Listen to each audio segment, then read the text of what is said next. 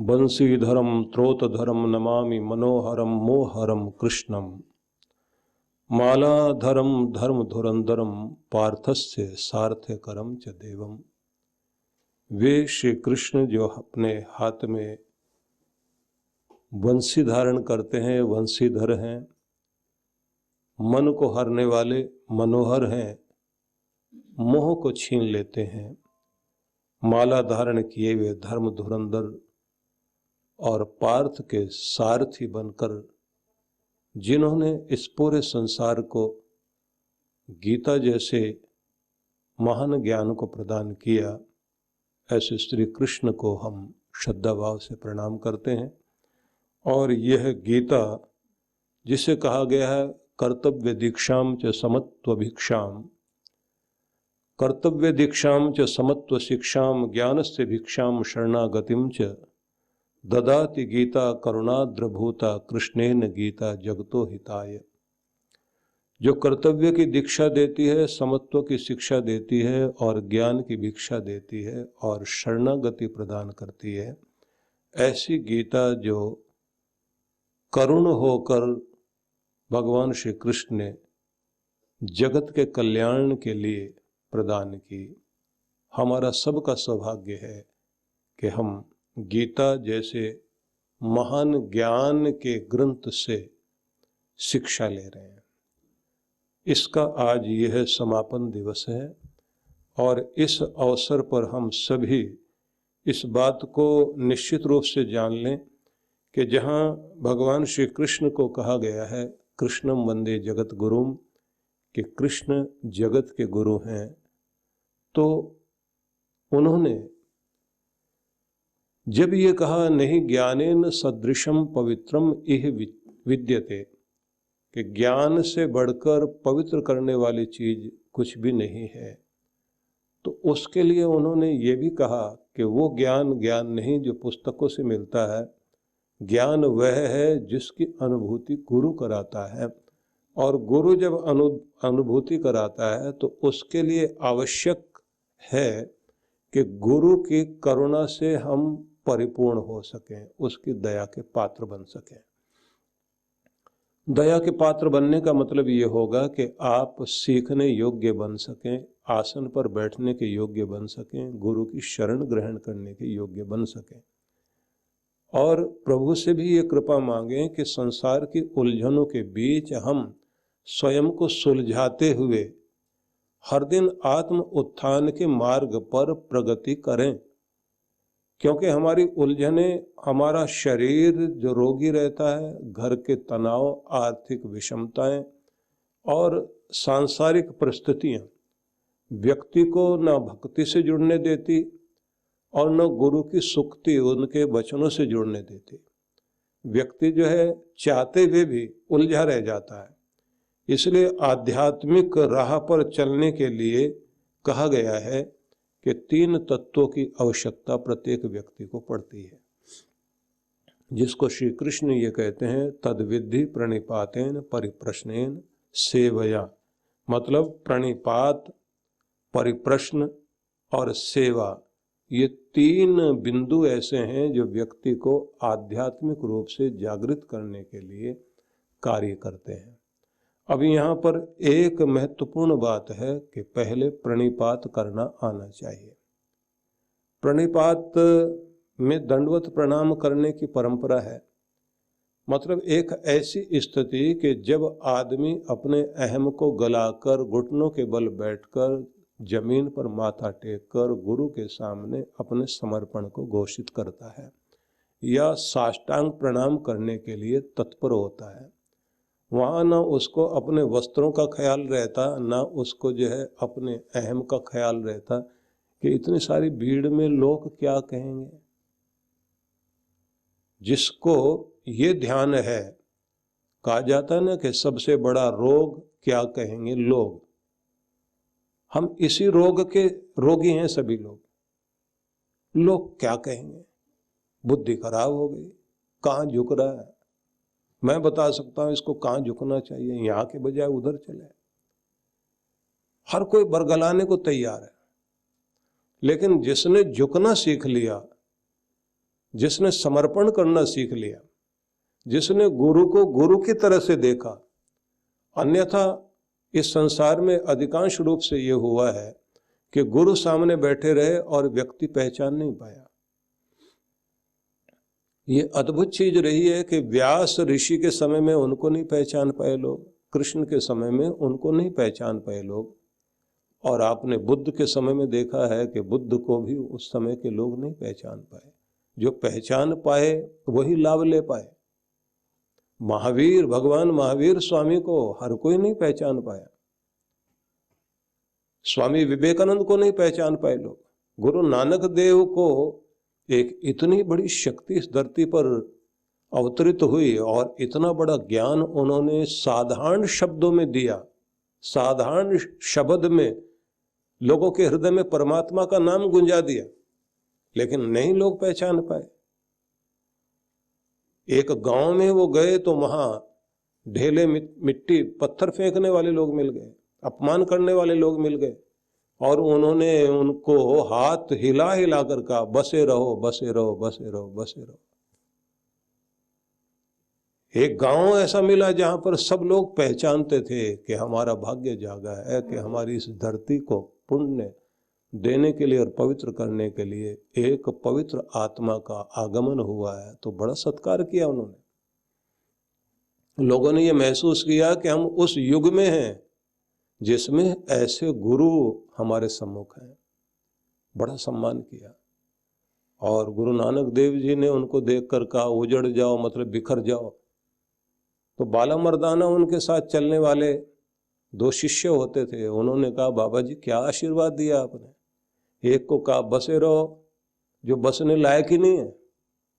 दूसरे वे जिन्हें बसना चाहिए उनको कहा उजड़ जाओ बिखर जाओ। तो ये क्या आशीर्वाद हुआ।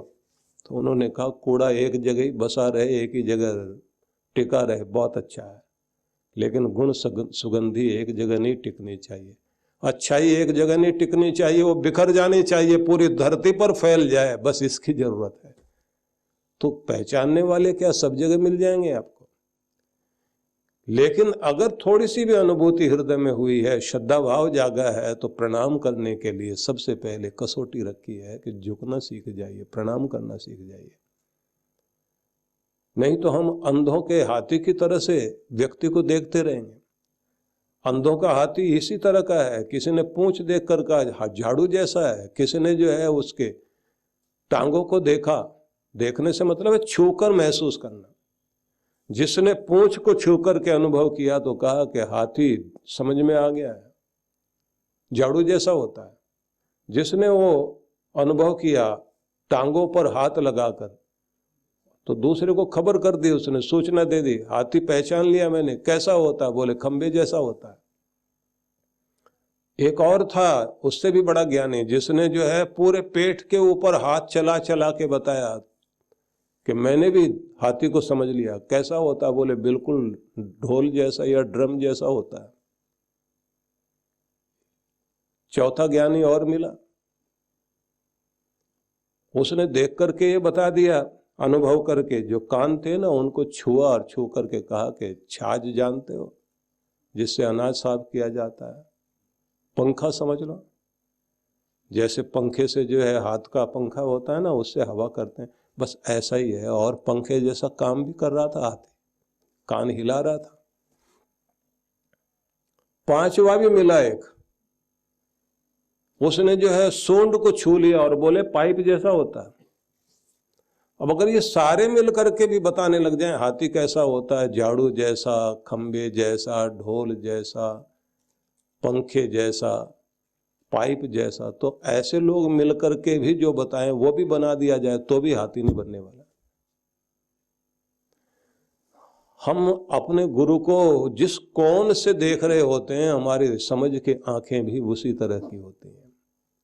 हाँ, बीत जाने के बाद जीवन चला जाए या कोई विदाई ले जाए सदगुरु, तो उसके बाद जब सारे मिलकर चर्चा करते हैं, ऐसे थे वैसे थे, ये था वो था, मैंने ये जाना मैंने वो जाना, उसके बाद लोग रोते हैं, लुट गए हम तो, बर्बाद हो गए, इतना लाभ ले सकते थे। जहां परमात्मा की किरणें उतरी हैं उससे प्रकाश नहीं ले पाए, तो कितने अभागे लोग थे।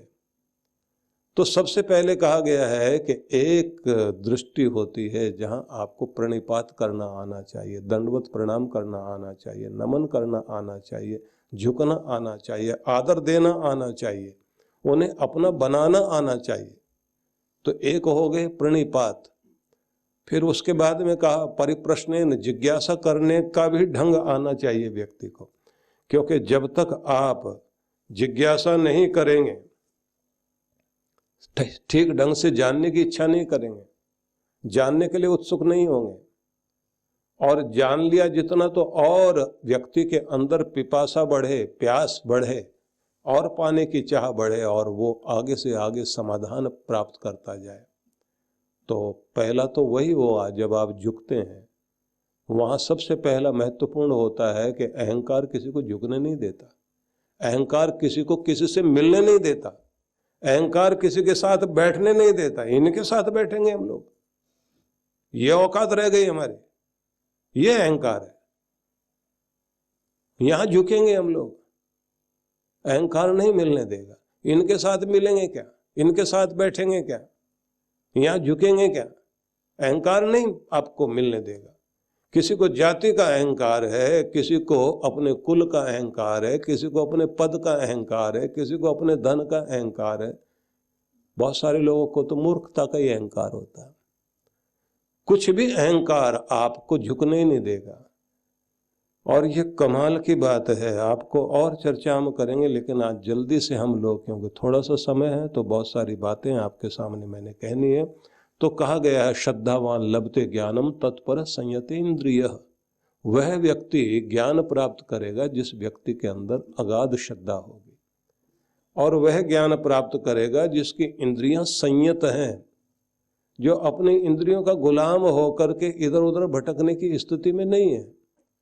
और निश्चित रूप से ज्ञानम लब्ध्वा पराम शांतिम अचिरेण अधिगच्छति। जिस समय व्यक्ति को सच्चा ज्ञान हो जाता है तो उसी समय उसे परम शांति की प्राप्ति होती है, नहीं तो नहीं। तो ये बात भी जरूर ध्यान में रख लीजिए कि हम एक तो प्रणिपात को पहले समझ लें, और दूसरा जो है परिप्रश्न को समझ लें, मतलब जिज्ञासा करना भी आना चाहिए। और तीसरी चीज होती सेवया, सेवा के द्वारा गुरु के निकट पहुंच सकें, उनके ज्ञान के निकट पहुंच सकें, और गुरु के द्वारा दी गई विधियां जो हैं उन सब को हम लोग अपना सकें। तो जिज्ञासा पाने के लिए सबसे पहले तो माना जाता है अपना हृदय गुरु से जोड़ें, मन हमारा न रहे, गुरु का हो जाए, बुद्धि गुरु के विचार के साथ जुड़ जाए, तो इससे समर्पण कहलाता है पूरा। बुद्धि भी, मन भी और हृदय भी, मतलब हृदय प्रेम पूर्ण हो जाए। जब दिल से आप सुनते हैं और मन में किसी तरह की कोई भी लालसा न रखकर, बुद्धि से कोई अहम न रखकर जब आप झुकते हैं, और जब ये कहते हैं ना कि झुको या हजरत तालिब दरे हबीब है, ये कि मेरे प्यारे का स्थान है, झुको हजरत तालिब दरे हबीब है, यही है वो दर जहां सर झुकाए जाते हैं। जैसे ही ये भाव आ जाता है कि यही है वो दर जहां सर झुकाए जाते हैं, बस वहां समर्पण पूरा हो जाता है। और फिर सेवा, तो कौन सी सेवा, कैसी सेवा, किस तरह से सेवा की जाए। दास प्रथा किसी समय में होती थी, और ये भारत से ज्यादा बाहर बहुत ज्यादा थी, और जो भारत से बाहर वाले लोग आकर के यहाँ आक्रमण करके बैठ गए, उन्होंने भी यहाँ गुलाम बहुत बनाए, और एक गुलाम वंश भी चला यहाँ इतिहास में। तो जो गुलाम होते थे उनके पाँव में एक कड़ा डाल देते थे और मालिक का नाम लिख देते थे, उसके अनुसार जैसे कोई जानवर के साथ करता है ऐसे लोग करते थे। एक बंधुआ मजदूरी होती थी, एक साथ में पैसे माँ बाप ले लेते थे, और उसके बाद में वो व्यक्ति जो है खाने पीने और रहने का के लिए वो उनके पास रहता था, और उसके बाद जैसे वो खींचे जहाँ ले जाएं। एक तो वो होता है ना कि प्रेम खींचे और ले जाए, एक मजबूरी खींचे और ले जाए। माँ बाप जो है बच्चों के लिए जो रात दिन अपनी नींदें कुर्बान करते हैं, तो उनकी मजदूरी नहीं कर रहे, वो प्यार कराता है। प्यार सब कुछ कराता है। प्यार अपनी नींद भी कुर्बान कराएगा, अपना सुख भी देगा, अपना पैसा भी देगा। और कमाल की बात तो यह है कि दूसरे के आंसू को अपने आंसू मान लेगा, उसके दर्द को अपना दर्द मान लेगा। और उसके लिए कितना भी कुछ करके उसको लगता है मैंने बहुत थोड़ा किया। जहां हिसाब किताब आने लग जाता है वहां प्यार नहीं होता। जहां आप नौकरी करने लग जाएं तो वहां पर पराया कुछ है, मजबूरी में आप कुछ कर रहे हैं। जब मजबूरी में आप कुछ कर रहे होते हैं तब तो एक बात ही अलग होती है। तब आप लोग देखते हैं थोड़ा करें, जान छुड़ाएं, नौकरी बची रहे, बस चेहरा दिखाना सामने, साहब जब आए उस समय ऐसा लगना चाहिए बस एक ही काम का आदमी, बाकी तो बेकार है यार। उस समय तो ऐसे तल्लीन रहो और ऐसे ढंग से काम करो भाग भाग करके, और दूसरों के खिलाफ भड़काते रहो। और कान का कच्चा, अक्ल का कच्चा आदमी ढूंढना चाहिए, तो वो होते हैं ऐसे। अजगर करे न चाकरी, पंछी करे न काम, दास मलुक कह गए सबके दाता राम। ऐसे लोग ढूंढ रहे होते हैं। कुछ करने की जरूरत नहीं है, बस थोड़ी देर का ड्रामा चाहिए। ऐसे जो कामचोर लोग होते हैं उनकी अलग ही पहचान है। तो ऐसे लोग जो है वो थोड़ी देर के लिए काम करेंगे, काम से बचने की कोशिश करते हैं, और कोशिश ये रहती है सरकारी नौकरी लग जाए तो बहुत अच्छा, क्योंकि जो कुछ नौकरी में मिलेगा मिलेगा ही, ऊपर से भी मिलता है। ऊपर से मतलब ऊपर वाला नहीं देता। तो ऐसे लोग जो हैं वो कोई कमाई जो करके घर में लेकर जाते हैं, वो कोई समृद्धि लेकर नहीं जाते, घर को बढ़ाने वाली चीज लेकर के नहीं जाते, जिसके कारण घर के अंदर विकार पैदा होते हैं, बीमारी आती है, बच्चे बिगड़ते हैं, घर का प्रेम बिगड़ जाता है, और खुद की जिंदगी बुढ़ापे में दुखी होती है।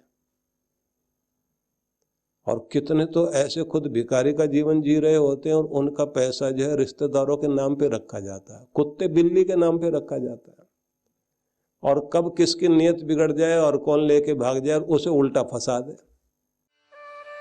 देखिए विश्व विख्यात संत परम पूज्य श्री सुधांशु जी महाराज के पावन सानिध्य में गुरु पूर्णिमा भक्ति सत्संग कार्यक्रम रूपरेखा। शनिवार दिनांक 18 जून 2022, समय सायं 4 से 7 बजे तक भक्ति सत्संग। रविवार दिनांक 19 जून 2022, समय प्रातः 9 बजे से गुरु दर्शन, पाद्य पूजन, विशेष आशीर्वचन एवं प्रसाद वितरण। कथा स्थल कवि वर्य सुरेश भट्ट सभागृह, रेशिमबाग ग्राउंड के पास, नागपुर। आयोजक विश्व जागृति मिशन नागपुर मंडल। संपर्क सूत्र सद्गुरु श्री सुधांशु जी महाराज द्वारा मानव सेवा को समर्पित संस्था विश्व जागृति मिशन वर्ष 1991 से धर्म, समाज एवं मानवता की सेवा में संलग्न है। यह संस्था 90 मंडलों, सेवा केंद्रों के माध्यम से न केवल भारत अपितु देश के बाहर अनेक देशों में सेवा के कार्य कर रही है। संस्था की स्थापना से लेकर अब तक विगत 30 वर्षों में जहां लोगों को सन्मार्ग पर प्रेरित करने के उद्देश्य से गुरुवर ने 7000 से अधिक प्रवचन दिए हैं, वहीं देश के राज्य की राजधानियों व प्रमुख नगरों में लगभग 40 आश्रम, 25 मंदिर, सत्संग भवन व ध्यान साधना केंद्रों का निर्माण हुआ है। दिल्ली में करुणा सिंधु धर्मार्थ अस्पताल एवं फरीदाबाद के आरोग्य धाम अस्पताल में लाखों जरूरतमंद रोगियों का उपचार व ऑपरेशन किया गया है। अनाथ गरीब बच्चों के लिए सूरत में अनाथाश्रम, दिल्ली एवं कानपुर में गुरुकुल, फरीदाबाद में ज्ञानदीप विद्यालय, मुरादाबाद में सृजन प्राइमरी स्कूल, झारखंड के रुक्का खूंटी गांव में आदिवासी बच्चों के लिए 2 पब्लिक स्कूल समेत दिल्ली में उपदेशक महाविद्यालय भी बनाया गया है। इन शैक्षणिक संस्थाओं में लगभग 2500 बच्चों को शिक्षित व संस्कारित किया जाता है। दिल्ली के आनंदधाम आश्रम में जहां वृद्धाश्रम एवं वानप्रस्थ संचालित हैं, वहीं आश्रम की कामधेनु गौशाला में 125 गौओं की सेवा की जाती है। कामधेनु गौशाला की तरह ही देश के प्रमुख नगरों में 7 अन्य गौशालाएं भी संचालित हैं। साथ ही पूजा पाठ, यज्ञ अनुष्ठान से लोगों में धार्मिक भावना जागृत की जाती है। गरीब जरूरतमंद महिलाओं को सक्षम बनाने के लिए जहां कई तरह के प्रशिक्षण दिए जाते हैं, वहीं गरीब कन्याओं के विवाह में सहयोग भी किया जाता है। प्राकृतिक आपदा जैसे कि बाढ़, भूकंप, तूफान आदि में जहां मिशन द्वारा प्रधानमंत्री राहत कोष में सहयोग किया जाता है, वहीं जैसे वर्तमान में चल रही महामारी कोरोना संकट काल में जरूरतमंदों को भोजन, राशन किट व सांसों के संकट से जूझ रहे जरूरतमंद मरीजों को देश विदेश से मंगाकर ऑक्सीजन कंसंट्रेटर बांटे गए। मानव सेवा को ईश्वर भक्ति मानते हुए सेवा परमो धर्म के भाव से विश्व जागृति मिशन के सेवा कार्य निरंतर जारी हैं। आइए मिशन के सेवा पथ पर बढ़ते कदमों में कदम से कदम मिलाकर चलें और मानवता की सेवा में दान सहयोग कर पुण्य के भागीदार बनें।